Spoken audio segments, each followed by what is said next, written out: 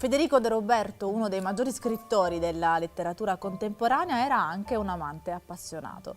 Chi l'avrebbe mai detto che l'uomo che Benedetto Croce definì come incapace di far battere il cuore era invece un amante focoso? E questa è soltanto una delle sfumature che viene fuori leggendo il libro di cui voglio parlarvi oggi. Un'immagine sicuramente diversa da quello di un uomo di lettere schivo e austero. Oggi voglio parlare di Si dubita sempre delle cose più belle, parole di amore e di letteratura, a cura di Sara Zappulla Muscarà ed Enzo Zappulla.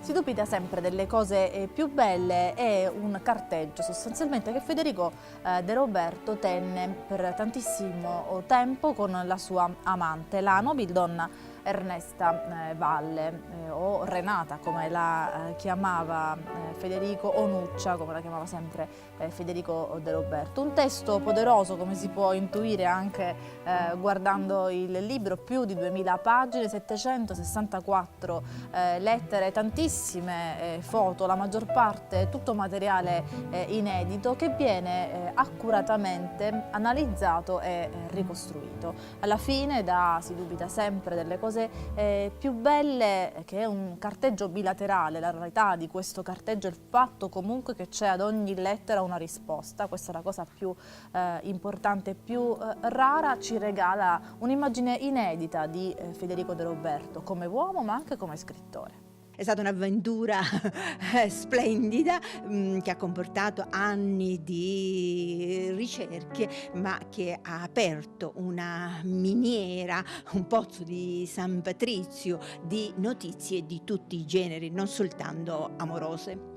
Ernesta Valle era una donna naturalmente sposata con un uomo di Messina, un uomo molto in vista e che abitava a Milano, nella Milano di fine Ottocento. Come spesso capita ancora oggi nelle relazioni clandestine, i due amanti, per far sì che potessero comunicare il più possibile, ricorrevano a piccoli sotterfugi per leggere ognuno le lettere dell'altro. Una relazione che, nonostante i due vivessero a migliaia di chilometri di distanza, perché Federico De Roberto, nonostante volesse fuggire da Catania, abitava comunque sempre a Catania, e la sua amante a Milano, durò tanto tempo. Questo carteggio così poderoso, così ricco, dura dal 1897 al 1903 in maniera continuativa. Di Renata Valle non sapevamo nulla e invece è stato un amore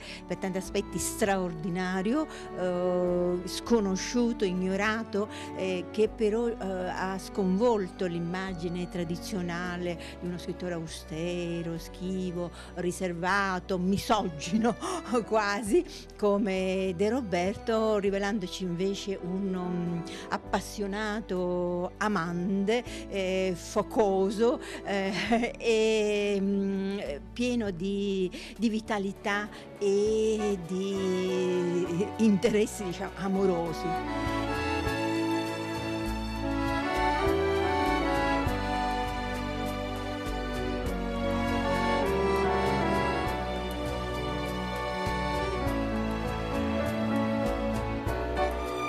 Ogni lettera, ogni pagina apriva filoni di ricerca straordinari che ci consentiva di approfondire appunto aspetti importanti di un'epoca che è importante per il nostro paese, nel senso che si andava rassodando il nuovo Stato, vi erano delle tensioni anche di carattere sociale, ancora vi erano epigoni della vicenda dei fasci, dei lavoratori, vi era così un movimento anche all'interno delle università, vi erano tensioni sociali, il socialismo cominciava ad affacciarsi, cioè era una storia italiana importante che passa tutta attraverso questo rapporto di questi due personaggi e del loro mondo, ovviamente.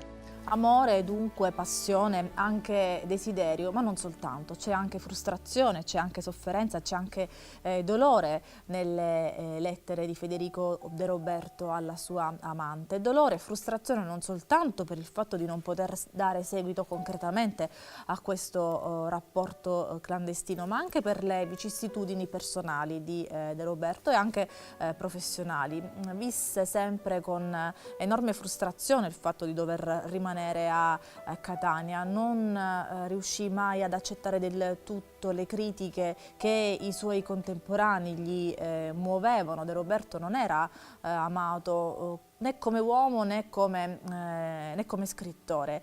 Il rapporto a tratti morboso, tirannico che la madre aveva instaurato con lui, insomma viene fuori un ritratto che raramente riesce ad evincersi dalle opere che noi leggiamo di De Roberto. Non sono solo, come dice il sottotitolo, lettere d'amore, ma anche di letteratura e ci mette nell'officina segreta dello scrittore, nel suo work in progress, perché naturalmente trattandosi di lettere lunghissime e dettagliatissime, De Roberto non parla solo d'amore, ma anche di quello a cui sta lavorando, dei suoi progetti, delle sue ansie, delle gioie, ma pure delle delusioni, e quindi ripercorriamo la produzione passo passo dello scrittore e poi uno spaccato del Novecento. I curatori, che tra l'altro sono marito e moglie, hanno con puntualità e senza mai prevaricare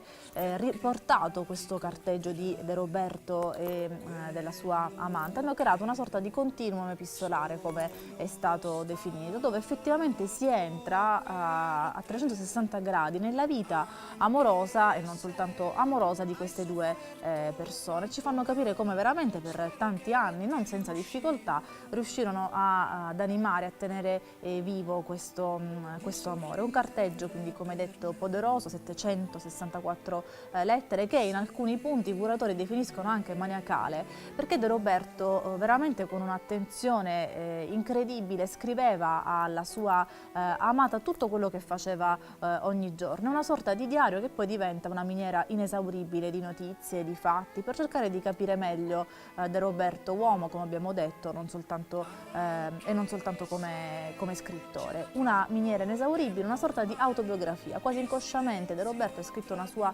autobiografia che è diventata fondante per capire la sua vita e la sua storia professionale e letteraria. Noi abbiamo il privilegio di avere un carteggio bilaterale, cosa rarissima nella storia dei carteggi. Non era bilaterale quello di Eleonora Duse con D'Annunzio, perché la Duse ha bruciato lettere di D'Annunzio e di tanti altri grandi scrittori, e invece qui Renata consegnava a Federico, a Enrico, come lo chiamava, le lettere via via che si incontravano, perché le custodisse in sacro deposito. Oppure De Roberto scriveva, ma lasciava anche dei fogli in bianco dove lei poteva rispondere e poi rispedire. Quindi ecco, questo ci ha consentito di avere un carteggio bilaterale che è qualcosa di splendido. Insomma, attraverso questo carteggio si riesce ad entrare nella vita, nel cuore, nelle opere di De Roberto, e alla fine c'è proprio un De Roberto che non ti aspetti, che ci sorprende per l'intensità di alcune sue frasi e, perché no, anche per l'eroticità di alcune sue frasi. Un carteggio, come detto, che fu molto assiduo dal 1897 al 1903, che poi via via andò allentandosi fino al 1916. A poco Nuccia, come la chiamava amorevolmente De Roberto, esce dalla sua vita, perché, come ebbe qualche tempo dopo a dire Albert Camus, l'amore ha bisogno di un po' di futuro per vivere, al di là degli assalti quotidiani e delle insidie del divenire.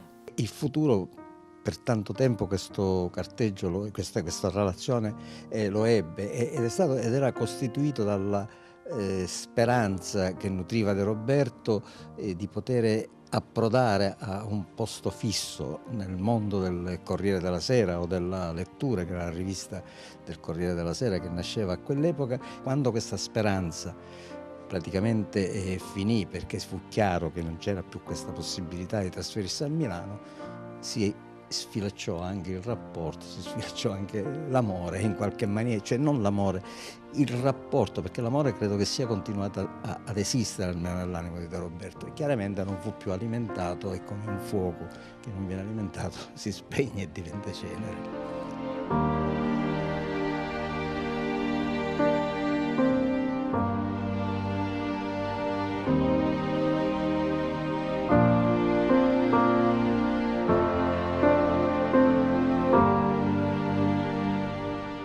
Ma alla fine una domanda viene spontanea, si dubita davvero sempre delle cose più belle? Questo è un leitmotiv ricorrente nelle lettere, in questo epistolario di De Roberto. Lo stesso De Roberto lo dice, si dubita delle cose che ci stanno troppo a cuore, che si teme di perderle, ma io, Renata, io che dubito di tante cose, io ho una certezza salda, incrollabile, superba, che l'amore tuo sarà la consolazione di tutta la mia vita. Forse il fatto di dubitare della persona che ci sta accanto, dell'amore della nostra vita, rende una storia d'amore speciale. Quando ci si comincia a dare per scontati, qualcosa si spezza e la magia svanisce. Si dubita sempre delle cose più belle, parole di amore e di letteratura a cura di Sara Zappulla Muscarà e di Enzo Zappulla.